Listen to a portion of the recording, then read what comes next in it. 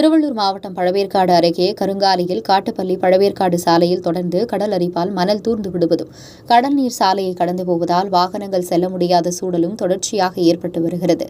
இதற்கு நிரந்தர தீர்வு காண வேண்டும் என்று அப்பகுதி மக்கள் தொடர்ந்து கோரிக்கை வைத்த நிலையில் தற்போது பொன்னேரி சட்டமன்ற உறுப்பினர் துரை சந்திரசேகர் அப்பகுதிக்கு விரைந்து வந்து பாதிப்புக்கு உள்ளான இடங்களை பார்வையிட்டு வருகிறார்.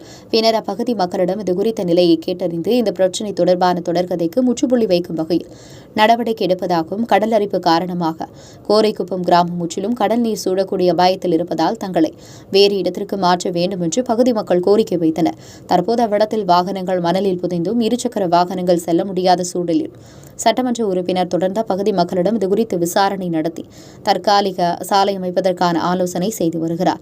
அவருடன் தாங்கள் பெரும்புலம் ஊராட்சி மன்ற தலைவர் ஞானவேல், உள்ளாட்சி பிரதிநிதிகள் ஆத்திப்பட்ட புருஷோத்தமன், பழவை ஜெயசீலன், கோரைக்குப்பம் கிராம நிர்வாகிகள் உடனிருந்தனர். உடனுக்குடன் செய்திகளை தெரிந்து கொள்ள தமிழ்நாடு 24 நியூஸ் சேனலை சப்ஸ்கிரைப் செய்யுங்கள். லைக், ஷேர் பண்ணுங்க. நன்றி.